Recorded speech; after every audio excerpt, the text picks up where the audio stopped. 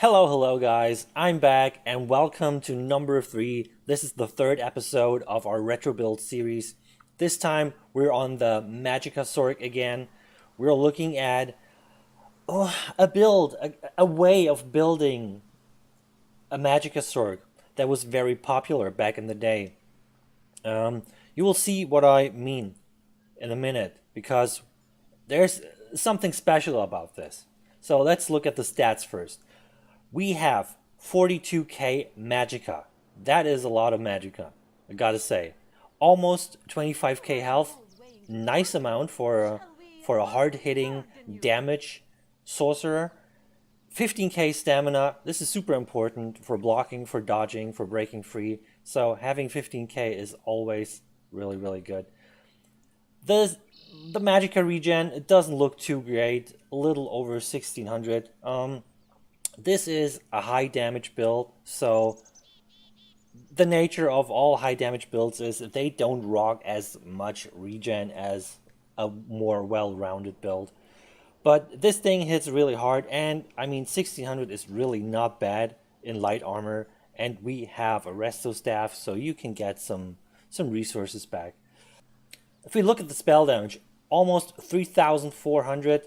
If we buff up real quick, almost 4k, and if we use our resto staff and our weapon damage enchant procs, we will be sitting at 4500 spell damage. This is really high. I like that. Spell resistance, physical resistance, doesn't matter. It's an old school Sorc. Old school Sorcs never had a lot of resistances. They had the shields and some heals, and nowadays it's more viable to build a lot of resistances into a Magicka Sorc. Back in the day, it wasn't, and since we're looking at a retro build, a build from the year 2015, we don't really care about our resistances. Let's move on. Oh wait, let me show you. We are using the Atronach for the Magicka recovery. Back in the day, you actually had a lot more Magicka recovery on this build because this is a high elf, and high elves had a recovery bonus in their class tree and their race tree. That one is gone, but there's other things. They're not as good as they used to be sustain wise, but I don't think it's a huge problem. We are a vampire on this build. You don't have to be, but I think it's really good. The damage reduction when you get low health is really nice, especially if you have the shields to work with, and the extra sustain you get out of this is also very nice. So I would say go vampire, but you don't have to. And then we're using the increase all primary stats food. You could definitely go with a more regen oriented food, but back in the day this was used, so we're using it too. Let's move on to the sets. The first set we're using is actually Kagranak's Hope. This was one of the best sets back in the day, and I think it's still a really solid Magicka set. Look at the bonuses. Max Mag, Magicka Recovery, Health, Spell Damage, and I mean, you get the increased rest speed. This is not really important for a solo player, but if you're playing in a group and you are kind of like playing in a support role, maybe this can really help you out. This is all light armor with infused on the big pieces, divines on the small ones, just to max out the damage. Of course, all Magicka enchants. The second set we're using, and now it gets a little weird, is 4 pieces of Magnus. Now you might say, why only 4 pieces? Well, because this is a damage build, and back in the day, people just used whatever they needed to build the stats that they wanted. So you would usually not really wear like 2 full 5-piece sets, but rather just mix and match 2 pieces of this, 3 pieces of that, maybe 4 or 5 pieces of a different set. And yeah, that's how you just got a lot of regen, a lot of Magicka, a lot of spell damage, whatever it was. So this is 4 pieces of Magnus because we don't really care about the 5-piece bonus. This is not a sustain build, it's a damage build. So I mean, the 2, 3, and 4 piece bonus Magnus is really really good. Max Mag, the recovery and the spell damage. It's a really well-rounded set. So we get a little bit of sustain out of this. It's really nice. So we have Magnus on the head and the shoulders, which means we are not running a monster set. This also was a quite common theme back in the day. People would not use a monster set because, in the year 2015, we didn't have that many monster sets. And most of them were not really damage focused. They weren't really damage focused. I think Slimecraw wasn't out by this point. So ideally, if you built this today, you would use Slimecraw as a damage focused monster set. But back in the day, like I said, people just mixed and matched, and that means sometimes you just don't wear a monster set. Nothing wrong with that, to be completely honest.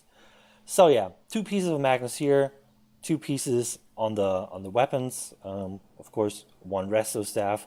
Resto Staff is infused with a weapon damage enchant. The swords are both Nerdhound. One is with a disease enchant, and one is with a shock enchant. Of course, shock can proc the minor vulnerability, and disease, of course, is a healing debuff. So, really nice. And for the last set, we are using, because it just fits so well, Willpower. It's a 3-piece set, so this really fits the theme. It's very damage focused, max mag, and a lot of spell damage.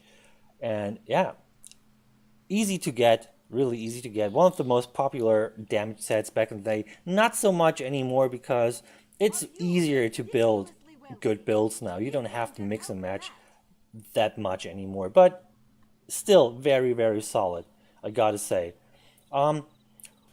Now, looking at the skills, this is a pretty basic Magicka Sorc layout. This is not a recommendation. Feel free to use whatever you want. One thing I want to mention is Combat Prayer. I really recommend this. You need a heal as a sorcerer. You can't just pump shields. You want to have a heal. So this is a really good burst heal, and it offers you access to Minor Berserk, which is something that you don't get on this build because, back in the day, you didn't have the Slime Crawl, like I mentioned, and you don't have to wear it if you use this skill. It's that easy. The buff goes 8 seconds. It's really nice and easy to get. So if you're going for a nice burst, pump this first, then do your burst, and get a lot of damage out of it. So this is basically it. Like I said, use whatever skills you want, whatever playstyle you have. This is the only thing I would really recommend. So just to pump the damage even higher. And yeah, that's the skills. Let's take a look at the champion points real quick. There's nothing special in here. We have like our standard layout. 15% in Ironclad, 1200 in critical resistance. A little less, only like a little over 9% in Hardy and Elemental Defender because we have the quick recovery and the Bastion, 51 in the shield and 56 in the heals. This should give you quite a bit of survivability, actually. I mean, 19% extra on your shield is huge, and 12% stronger heals is also a big deal. So yeah, this the green tree is pretty much like we always have it. 50% in break free, 12% in sprinting, almost 6% in stamina recovery. This is not really important. You just want to spread your points out a little bit, and I mean 6% extra is not bad. 12% in Magicka recovery, and of course 10% tenacity. Tumbling a little less, only 15%. Shadow Ward 20%, because like I explained in the last Magicka Sorc build, back in the day the blocking was more prevalent than the dodge rolling. So we just went with that. Feel free to switch these out, swap them around the way you like it. This is just a simple recommendation. In the blue tree, of course, nothing in the ritual tree. We're not using damage over time skills, so nothing in Thaumaturge. 81 Mastered Arms, really important because this is a burst build, a really hard-hitting burst build, and 24% in your burst damage, direct damage skills. This is so much. It scales so good. Alright, and the last three, Elfborn, of course, 20%, Elemental Expert, 12%, and the Spell Erosion. We just went all in, 5k. That's not all in, but 5k just flat. That's really, really nice. You get a lot of penetration out of that. So yeah, that is pretty much the build. I hope you like it. This is, like I said, an old school build. Now we answer the question, is it still viable? Yeah, it actually is. I mean, there are probably better ways to actually build a build like that has high max magicka, high spell damage, but honestly, if you just take into account that this build is 4 years old, it still looks pretty good. We have a lot of damage, and the regen is really not bad. And like I said, with the skills, adjust it to your playstyle. If you don't have a monster set, this is a really good beginner build because all the sets are pretty easy to get. Magnus and Kagranek are both crafted, so you can craft them yourself, or if you have a friend, just have them crafted for you. The willpower set is also pretty easy to get. You can farm it in IC, or you can just buy it. It's actually not that expensive because it's not used that much anymore. So I would say this is a pretty solid beginner setup. Not very expensive, easy to get, and easy to build. There's nothing crazy about it. It's just pure stat stacking. And 4 years later, I gotta say, it still looks solid. So if you're into this kind of playstyle, this is the build for you. I hope you enjoyed this video, and I will see you in the next video. Have a good one. Bye.